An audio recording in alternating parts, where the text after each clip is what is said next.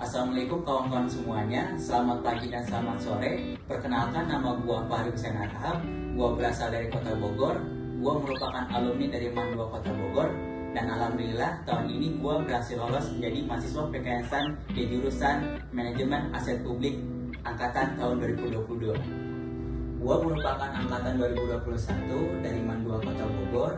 Selama gap year, gua telah berusaha untuk mencari tempat bimbel untuk menunjang gua dalam proses seleksi di PKN-STAN. Selama mencari tempat bimbel tersebut, gua telah menemukan tempat bimbel yang dekat dengan rumah gua, yaitu di daerah Depok.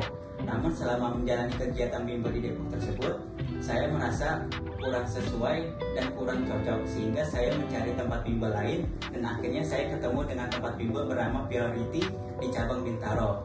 Selama gue menjalani pendidikan di Priority Bintaro, gue merasa sangat nyaman.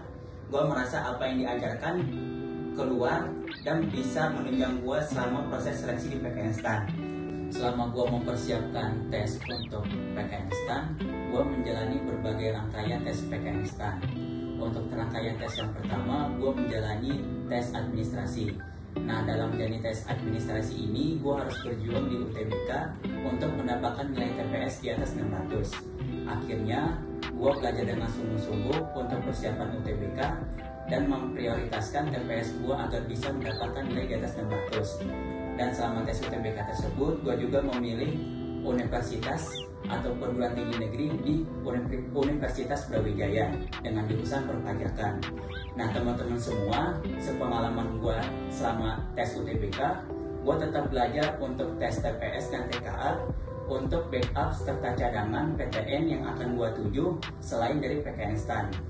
Nah, setelah pengumuman dari tes administrasi, gue alhamdulillah lolos dan lanjut ke tahap selanjutnya, yaitu tahap SKD. Kabar gembiranya, sebelum tes SKD, gue alhamdulillah sudah keterima di Universitas Brawijaya di jurusan perpajakan.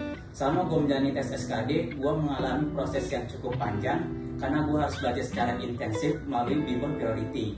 Nah, setelah gue menjalani tes SKD, ternyata alhamdulillah nilai yang gue dapatkan sama tes SKD mendapatkan nilai yang cukup memuaskan, yaitu dengan nilai SKD 442 dan berada di peringkat 200 besar se-Indonesia.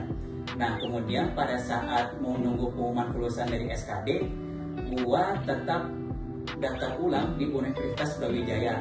Alasan gua tetap mendaftar ulang di Universitas Brawijaya adalah karena gua merasa gua butuh backup peserta cadangan di perguruan tinggi negeri. Karena gue harus realistis, gue merupakan anak gap year dan gue gak mau gap year lagi tahun depan. Sehingga tahun ini gue harus memastikan diri untuk punya universitas atau tempat belajar untuk melanjutkan jenjang pendidikan gue lebih tinggi lagi. Nah, setelah gue daftar ulang, gue lulus di pengumuman SKD dan alhamdulillah gue tetap melanjutkan ke tahap selanjutnya, yaitu tahap psikotes dan wawancara. Selama tahapan tes psikotes tersebut dan jasmani, gue tetap mendapatkan bimbingan intensif dari Priority, baik tes jasmani, push up, pull up, sit up, serta tes saturan dan tes samakta lainnya.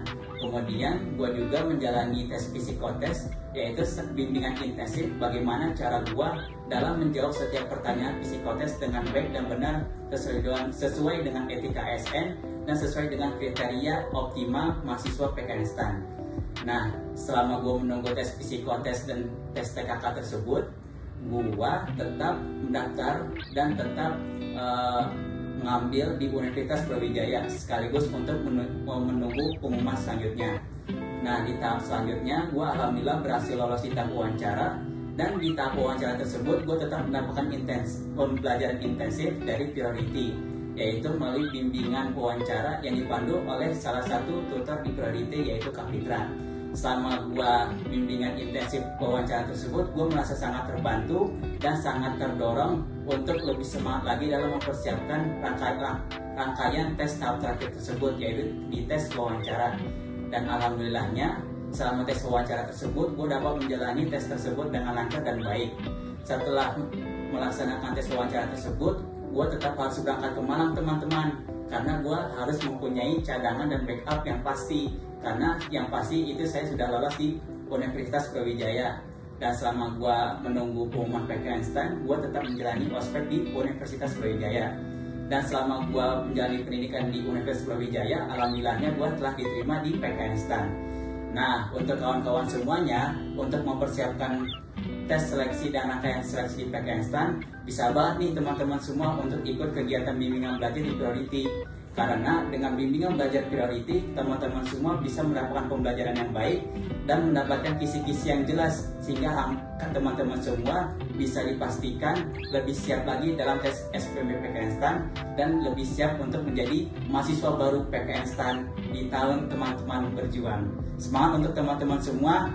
Gua Fahri Hussein Harahap dari Manajemen Asesmen Publik PKN-STAN pamit undur diri. Wassalamualaikum warahmatullahi wabarakatuh.